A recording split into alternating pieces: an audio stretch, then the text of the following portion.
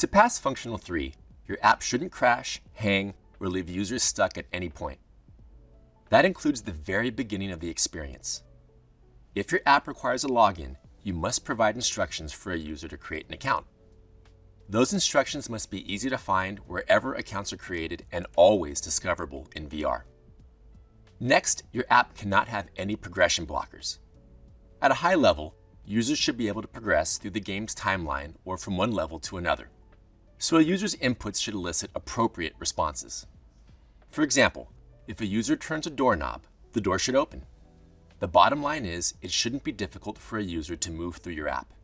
Before you submit, play through your app and make sure you can progress through the content for at least 45 minutes. While we do see progression issues, developers actually fail this VRC most often because they don't provide test credentials. That effectively leaves our reviewers stuck.